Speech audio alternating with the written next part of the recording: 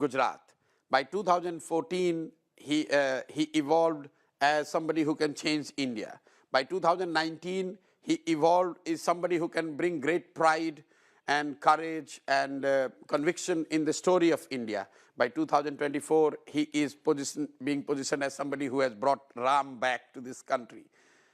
That is how he has evolved, and everything what they do is subservient to this evolution. So the cult of Modi now is even bigger than that of the BJP. People are voting for Modi, not the BJP. Definitely, no, goes without saying. I'm not saying they are not voting for BJP, but I'm saying a bulk of the vote that is coming their way, Modi is the major decisive factor, But the delta. How will you respond to those who will say that... You go to the field and many contesting MPs would concede this, that but for Modi they would find it very difficult to win with the same track record, with same Hindutva, with same Ram Mandir euphoria, with same Labharthi model. Just remove Modi, many MP candidates of BJP would find it difficult to win. Because in 2019, interestingly, CSDS post-poll survey showed that 1 in every 3 people who had voted for the BJP had voted because they said they wanted to vote for Mr. Modi. Yeah. So in a sense, without Mr. Modi, the BJP is not the dominant force, you're saying. It's like imagining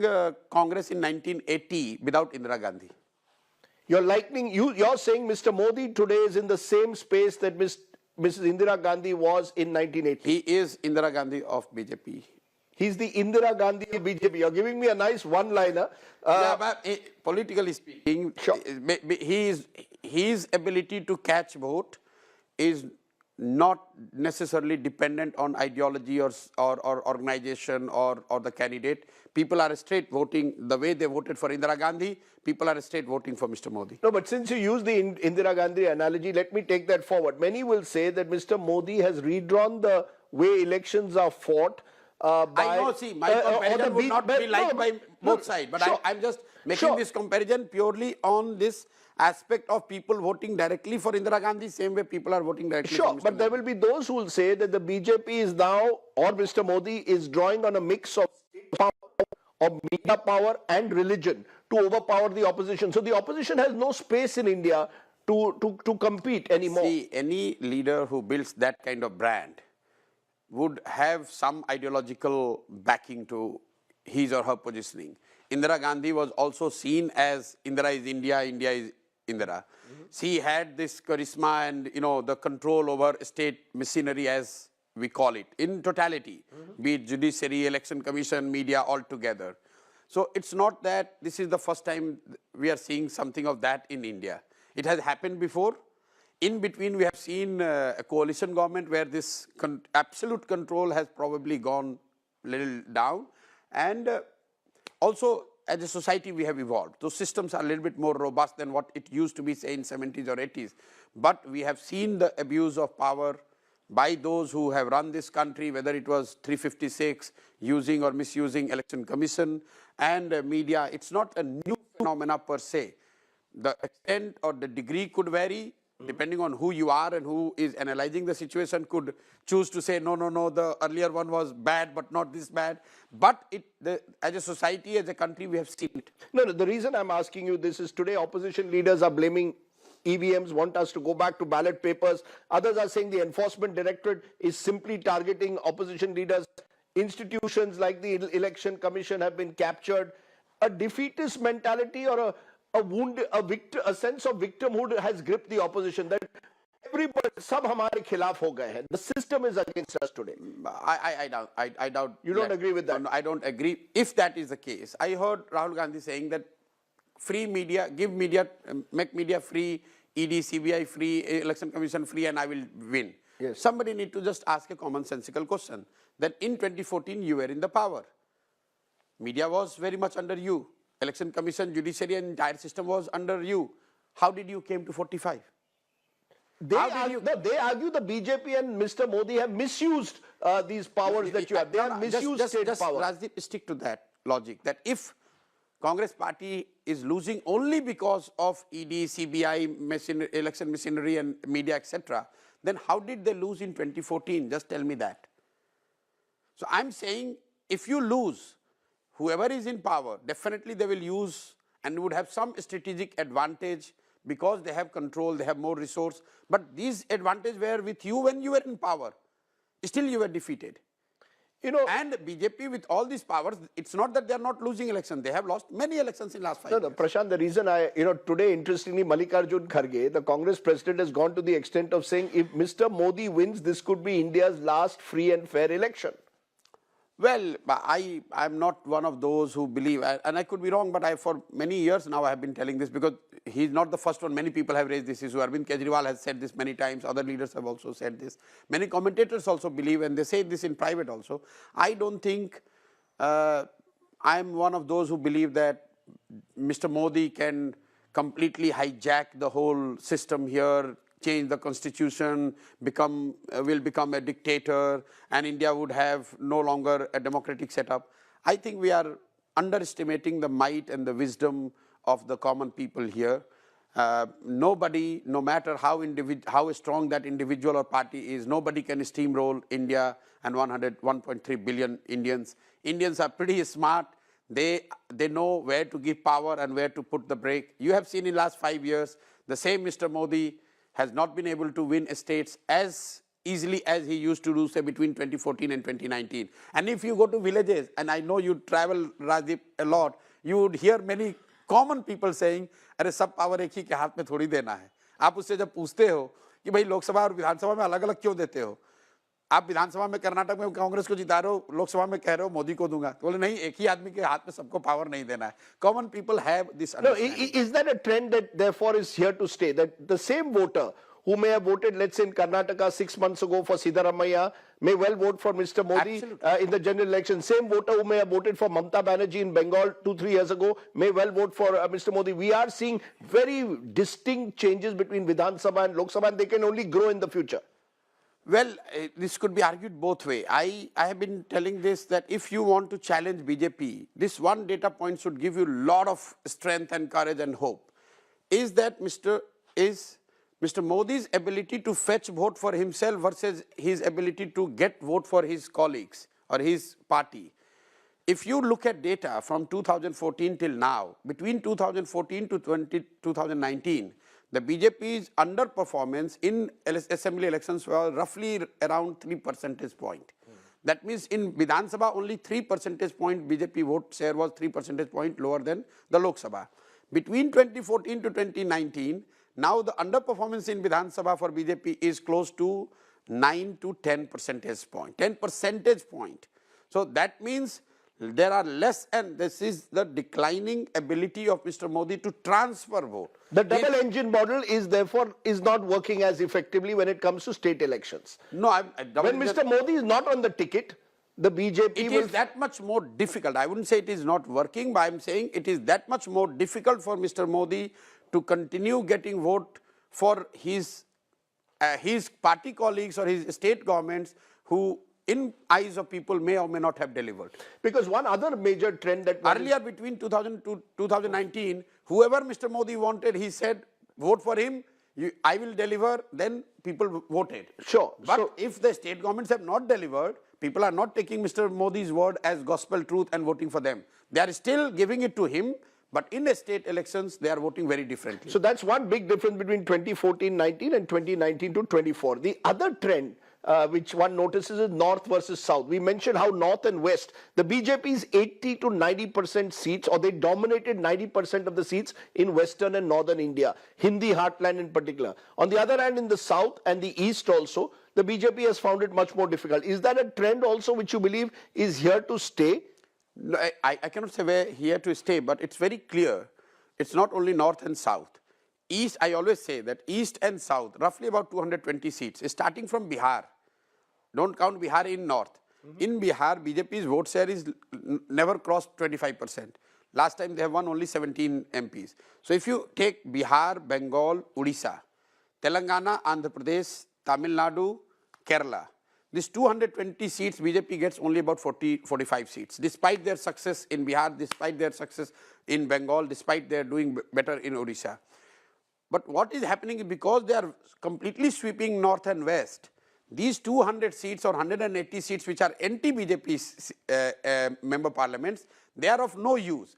And hence, if Congress plus these 3-4 key anti-BJP formations, if they are able to win even 100 seats in West and North, the game will change overnight. Because then these 200 MPs who anyway are winning as non-BJP MPs, they come into play. But you would agree that at the moment it looks extremely unlikely that the opposition can win these 100 seats in West and North. It's very difficult. Very difficult. It's very difficult. Impossible? And more, I wouldn't say impossible, but more worrying sign is that BJP knows this data as much as you and I know. Probably they know more than us. And hence you see the BJP's effort and their organizational focus is completely on East and South. Look at the number of trips Mr. Modi has done to Tamil Nadu and Kerala compared to, say, Madhya Pradesh or Rajasthan. In outside election time, all his visits are to Tamil Nadu, to Kerala. Look at the effort Amit Shah puts in building Telangana and Bengal. People are not paying attention. In Telangana, BJP got 14% vote. That's a very good launching pad for a party like BJP to take on Telangana. Similarly, in Tamil Nadu, I see BJP getting into double-digit vote share this time. Make no mistake, they will, anything between 7 to 12, 15% vote is possible for BJP in Tamil Nadu. In Kerala, they are already there in around 10% vote. So while BJP is investing in their weak areas, opposition is not able to hold either their strong areas or get into the new areas where they need to work on. So I don't see any party, whether it's SP or say NCP or RJD or Congress, which is the biggest party in the North and West, investing in rebuilding, re-energizing, taking a new approach to rebuild their party in these states. You know, you've given us a nice broad national picture, but I for a moment want to look at your home state, since that's the one you've been traveling through extensively over the last 15 months, your Jan Suraj experience. As you travel, do you see a mood for change among voters? Do you believe that voters in a state like Bihar also want change, want a better life? Because one of the other distinctions between India is the India which is growing at a much faster rate, mainly Peninsula India, and an India which is growing at extremely slow rates, still has high rates of joblessness. Are these real issues before the people that lead them to believe they want political change? Rajdeep, it's a common sense. Who doesn't want a better life? It's a question of what defines better life for you. These states like Bihar, the aspirations have been crushed so low that getting 5 kg free ration is fulfilling of the aspiration. Getting 500 rupees pension is an fulfilling of an aspiration. Maybe in Karnataka you have to pay 2,500. But to say that fundamentally people in Bihar doesn't want good life is, I think, is a very derogatory statement to make. Whether it's for Bihar or UP or Odisha, you have to be in their shoes to understand what their life is, how difficult the life is. You are talking about better education, GDP, growth, this, that. People are not getting to eat. People are not, they don't have house. In Bihar, for example, the old age pension is 400 rupees. Just imagine sitting in Delhi. In 400 rupees, the poor woman or a man has to live whole month. His eating, his household, everything is covered in that 400 rupees. No, which is precisely what I want to know. If it remains an area of darkness, why is it in the last 30 years it's been dominated only by two figures, either by Lalu Prasad, Nitish Kumar? In a way, Nitish Kumar has shown up the entire system. He can go with RJD one day, BJP one day, but Nitish Bihar ki ek tarah se majburi hai. Yeah, no. It's because the two mainstream large parties who should have taken the responsibility of helping the states like Bihar, namely the Congress and BJP, both in the interest of getting more MPs in Delhi, they have sacrificed the interest of people of Bihar. It's like what we call the resource crush in Africa. The more minerals you have, more is the loot. Similarly, what has happened to UP and Bihar? These states have been seen by national parties or national formations as the states from where you get the maximum MP. So their predominant focus is how to get the maximum MPs from Bihar or UP. So what happened when Congress was in power? As sensible economist, as executive-like Prime Minister, he could not think out of box to do something for Bihar, because all they were interested in that with the help of Lalu Yadav get some 20-25 MPs to run the government in Delhi. In return, if Lalu wanted to run the government he wanted to run, the way he wanted to run in Bihar, they overlooked, they closed the eyes. The same thing, unfortunately, BJP is doing vis-a-vis Nitish Kumar. They are quite aware that Nitish Kumar is doing nothing. They are quite aware that Bihar is the most poorest and the deprived state, even today, after 15 years of coalition government of BJP and Nitish Kumar. Make no mistake, out of 18 years of Nitish Kumar as a CM, 15 years he has been CM with BJP. But BJP is completely willing to overlook it because they don't want to take the risk of not getting that 30-35 MP seats. So they are sacrificing the interest of people of Bihar, the children of Bihar, because they want 30 seats from Bihar. But do you believe that caste-based parties or regional parties that are run around a family or around an individual like a Nitish Kumar, are they reaching exhaustion point? Do you believe a stage will come where in the next 10 years people will look for alternatives, or are regional parties here to stay? You've told us Congress you believe is on the decline, but are regional parties here to stay? Yeah, so I would make a sweeping comment that there is like a curtain wall that, from today onwards there will be no regional party, no caste-based party. It's a cycle. What goes up will come down. If BJP comes down, whoever is a strong force there, whether it is a regional party or Congress, they will gain. If KCR is a regional party, he declined, Congress was there, they benefited.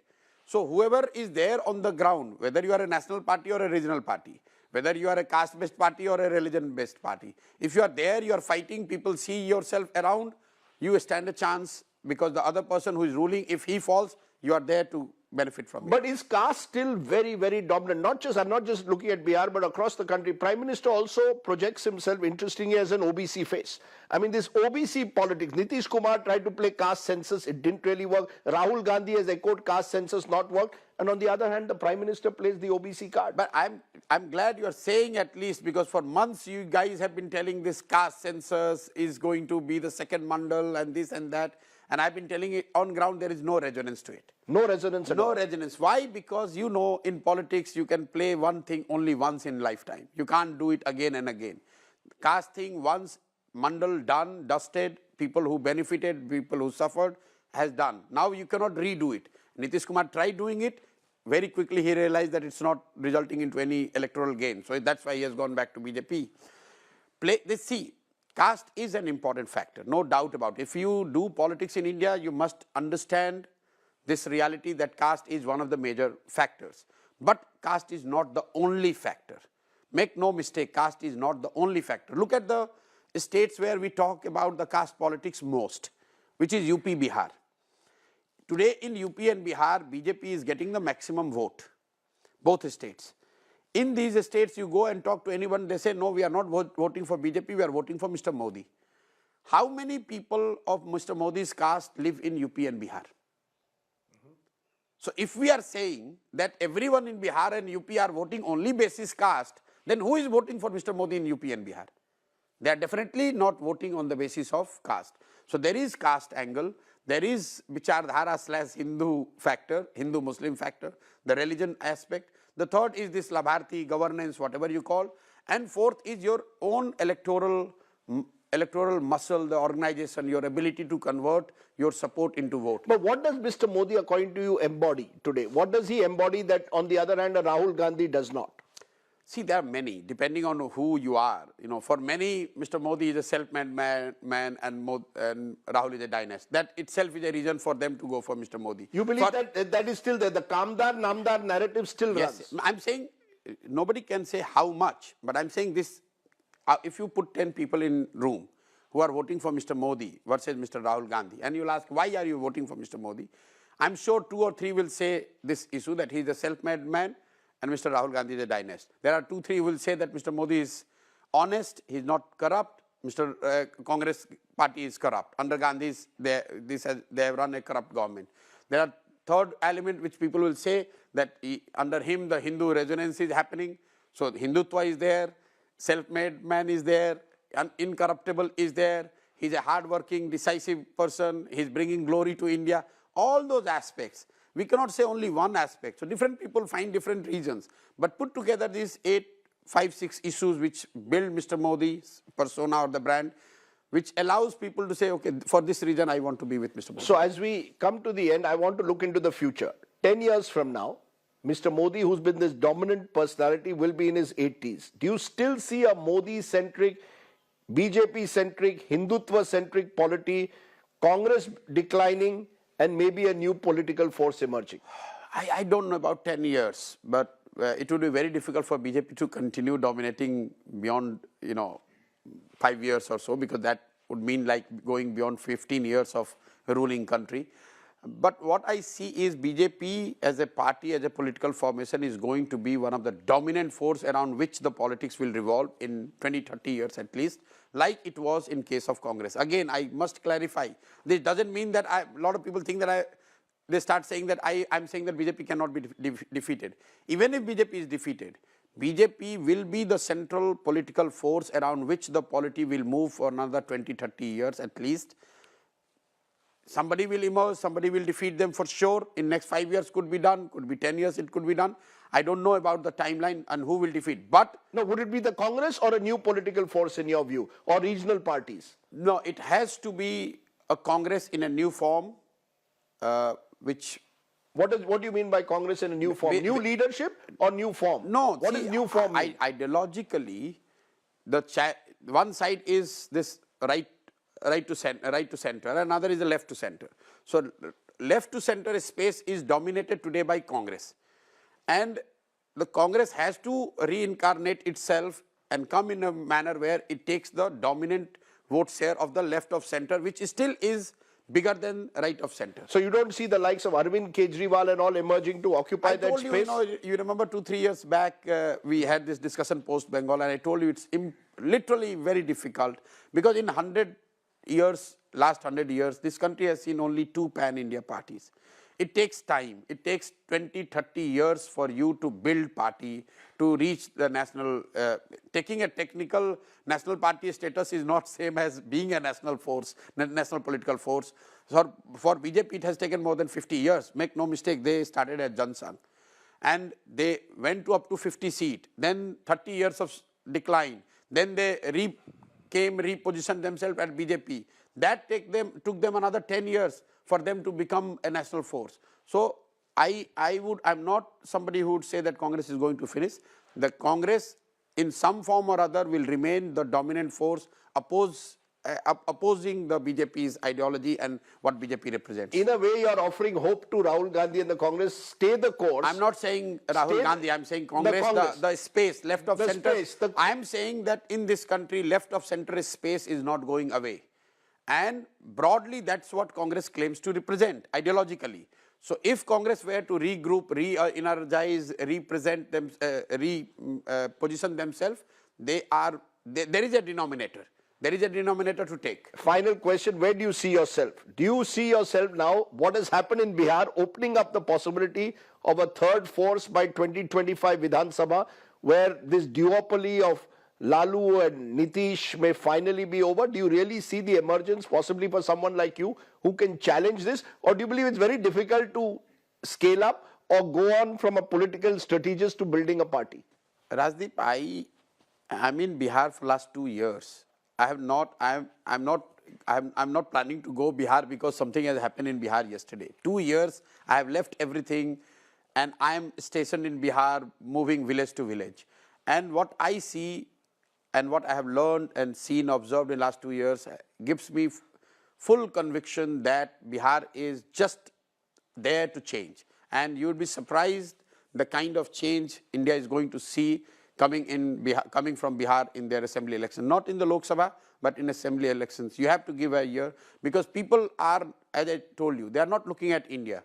People in Bihar, they are looking to sort their issue out. And that would be reflected in the Vidhan Sabha election. So you're very interestingly telling me that in a way, your hope is that even if 2024 Lok Sabha is almost a done deal, the state elections are becoming increasingly wide open, and that's the real contestation that will take place in the next few years. If I'm in an opposition space, I would fight with all the might the Lok Sabha, but I would not lose the hope, and I would start preparing for each of the Vidhan Sabha, be it Maharashtra, be it Haryana, be it Bihar, from today, not after Lok Sabha. But what will happen? They will lose suppose they lose Lok Sabha, then 3 months they will go in oblivion, then comes the Vidhan Sabha election, then they will say there is no time left.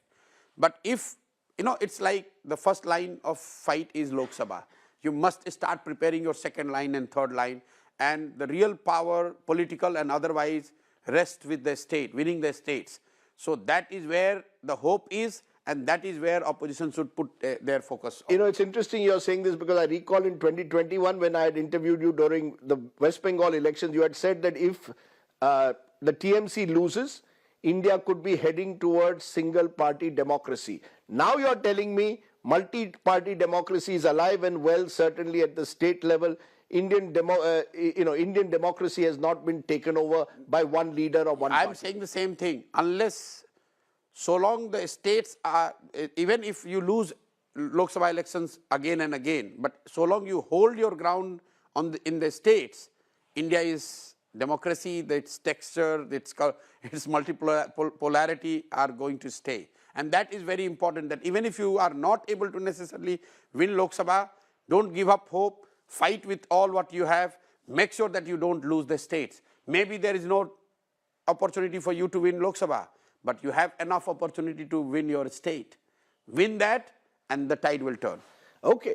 Prashant Kishore, for having given us a sense of what you believe is the big national picture as well as the state picture in this huge election year of 2024. Thank you very much for speaking your mind. Thank you for having me. Thank you. Hello and welcome to this India Today special. After Nitish Kumar's Ghar Vapsi yet again in Bihar, the dark clouds hanging over the Hemant Soren government in Jharkhand, and the recent defeat of the Congress to the BJP in the Hindi heartland states, most political observers are saying that the 2024 general elections are a done deal for Narendra Modi and the BJP. Are the general elections a formality? Does the opposition still have a chance of making a comeback? Who better to answer that than the country's ace political strategist, now a political activist with the Jan Suraj movement that he has set up in Bihar? Joining us now, the one and only Prashant Kishore. Appreciate your joining us, Prashant. Thank you. After the fall, or should I say the re-emergence of Nitish Kumar in a new avatar, this time back in the NDA, the general consensus is that 2024 is a done deal. Do you go along with that, that Nitish Kumar's decision has virtually made 2024 a done deal? Yes and no, because see, Nitish Kumar per se, him being part of the opposition bloc was not that big a deal, first of all, because on his own he was not bringing something that would have turned the table. But perception-wise, yes, there was at least those who believed in the opposition's strength or the new formation called India. They thought him as one of the key allies or key component of this new formation. BJP, by taking him back, to my mind, has gone for a strategy where what one would say, losing a battle to win a war. Because in Bihar per se, BJP is not going to give any advantage to BJP. But in terms of perception countrywide, yes. No, but the fact is, let's be honest, now that the BJP has Nitish Kumar with it, they have Chirag Paswan with it, it appears that the opposition is decimated in Bihar, a state where the BJP won 39 out of 40 seats last time. So the BJP seems to have virtually, will now dominate Bihar. No, actually not. If you look at the hard data, in 2014, BJP fought on its own with the allies like Chirag Paswan, at that time Ramvilas Paswan ji, and they won more than 32 seats. In last general elections, BJP won 17, not 39. The alliance, with alliance they won 39. This time around, with Nitish not being what he used to be in 2014 or 2019, BJP and the India alliance anyway was doing pretty well. So I don't think BJP has taken Nitish Kumar back to add seats in Bihar. In fact, if you look at carefully, BJP's own number is going to be less in Bihar after taking Nitish Kumar, because they will be fighting less number of seats. So why did BJP opt for this? They have opted for exactly where you started this interview. That in terms of perception, Nitish was seen as somebody who is bringing together who brought everyone together to build this India alliance. So by taking one of the architects out of it, BJP has given a severe psychological blow to the opposition, not in material terms. In material terms, Nitish leaving is not going to matter much. In fact, it's going to reduce BJP's number.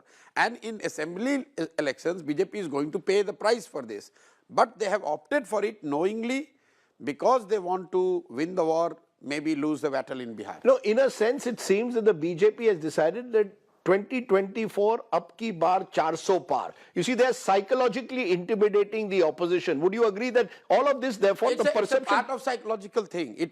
That's what I'm trying to tell you. It's not a tangible gain for BJP. It's a psychological blow to the opposition. But it's not as much the tangible gain for BJP as much the psychological blow to the opposition. But many will say that the opposition, in any case, Prashant, has not really taken off. This India alliance has not taken off. So that's what I'm trying to tell you, that any which way, it's not that with Nitish with India that they were doing very well. BJP was anyway in the lead position. With this new thing, they have given a psychological blow to the all efforts which was built around India alliance. So why do you think this India alliance has not taken off? Why do you think, is it because each leader of this India alliance is restricted to his or her own state, has no chemistry nationwide, they don't have a narrative beyond anti-Modism? What is it? Why have they not taken off? First and foremost, the whole initiative came too late. They started only last year, June, July. Now, any sensible person, whether it is Nitish or Mamta or Rahul, Stalin, anyone, you might think how the seat adjustment would be, what the narrative would be, but everyone knew that there is an election in 2024. What prevented these leaders to form the same alliance, say, a year back? Just imagine if they would have done the same thing in 2021 or 2022, they would have got 2 years to sort out their differences. They would have got 2 years to decide the seat sharing. They would have got 2 years to reach to people, build a narrative, and would not have given a free run to BJP or NDA to build and play on their strength. So you don't think it has anything to do with the fact that they didn't make Nitish Kumar the convener of the alliance? None of that makes a difference. You just think that they got their act together too late. Too late, because in 6 or 8 or 9 months, in a country as big as India, when you are up against a very organized force, electoral force of BJP, you don't stand much a chance. I always say that anything and everything can be managed but for the time. I give an example. In 2019 results, Lok Sabha results, Didi got a setback in Bengal. So did Congress in Assam. In Bengal, within 2 months of Lok Sabha, we started the counter. TMC started the counter. They looked at what went wrong. They worked on their organization. They built their narrative. And by 2021, in May, TMC gained everything what they lost to BJP. In fact, they gained a bit more than what they thought. Compare that to what Congress did in Assam. They also lost, but they did nothing. They started building the Mahagathbandhan and all their effort in Assam 3 months before the election. So obviously 3 months was not enough. So is the Congress then the elephant in the room? That so long as the Congress doesn't revive or get its act together, this whole opposition plank simply will not take off? Yes, because they are the one who are fighting on 300 seats. And I always say that unless there is strike rate, even forget about India, what happens to India today. Just look at if Congress is fighting 250 odd seats. If they win 30% of those seats, if Congress's strike rate is 30%, then BJP number, the NDA number would be closer to 250, 220 than 320, 330. It's as simple as this. Forget about everything else. Let's Congress deliver one third of the seats which they are fighting. The game will change. But they are not able to. Their strike rate is in low single digit. That's right. But their strike rate against BJP, a lot of people do not pay attention. If Congress has won 50 seats, they have not won against BJP. They have won against Communist in Kerala. They have won against AIADMK in Tamil Nadu. They have won against Akalis in Punjab. They have not won anything against BJP. So the moment their strike rate against BJP goes 25-30%, even if it is 25-30%, you will see the balance coming to this opposition and ruling. Sure, because most of these seats are in North and West. Most of these Congress versus BJP fights have been in North and West India, and in both 2014 and 2019, the BJP demolished them there. So do you see any prospect of the Congress reviving, or do you believe that is, as I called it, the Kamzor Kadi or the elephant in the room? Then unless the Congress revives, nothing's going to change on the ground. I wouldn't say this, I would just put it differently. Unless somebody breaks into the north and the west frontiers of BJP, they are not coming down. And when I say somebody, it means if Akhilesh's party were to break, say BJP in UP, and they win 30, 40, 50 seats, it's a big blow to BJP. If Lalu Yadav can defeat, Tejasvi Yadav can defeat BJP in Bihar, that's another 20, 25 seats. If Sharad Pawar and Uddhav Thackeray defeats BJP in Maharashtra, then even without Congress, BJP will be brought to like 200, closer to 200. But the problem is, unless Congress and plus these three big regional allies, unless they get their act, because it's not only Congress whose strike rate against BJP is in single digit. Same is the case with SP. Just look at their track record. In 2014, Akhilesh's party SP has won only 5 MP. When they fought in alliance with BSP, still they got only 5. So unless SP number goes up, BJP is bound to get 60, 70 seats in UP. Same thing in for example, Bihar. It's not only Congress. The RJD seat in Bihar is 0. So it's not only for BJP. Same goes for Uddhav Thackeray and Sharad Pawar. Unless these 4 or 5 key players in North and West who are taking BJP head on, their strike rate goes to 25, 30%. There is no, it's very difficult how you are going to defeat BJP. Now, many believe that part of the problem also is Rahul Gandhi himself. He's gone on a Bharat Nyaya Yatra. Earlier Bharat Jodo Yatra, now a Bharat Nyaya Yatra. And many say that unless Rahul Gandhi in a way says, I am not the prime ministerial candidate, the BJP will make it again Modi versus Rahul in some way, and that will put the opposition into a trap. Do you agree with that it is necessary for the Congress to say that Rahul Gandhi isn't our prime ministerial candidate and throw up someone else, possibly a Mallikarjun Kharge? I think it's not necessary. What is necessary is that Rahul Gandhi allows somebody else to run the Congress if he is not running the Congress. Because look at... But he is running the Congress. He's running the Congress, but he's not saying that he's running the Congress. That is the problem. Look at whoever is advising them. This could be the worst time for you to leave headquarters and go for a yatra. Yatra was to be done maybe 6 months, a year before, 2 years before. Now is the time when you should be meeting with your strategic allies. You need to raise resources. You need to finalize your candidates. You need to firefight on daily basis. When you are needed at headquarters, you are in field. When you were needed to be in field, then you were sitting in Delhi. I don't know who advises them. Just imagine you are losing a key ally in Bihar, whether he's worth his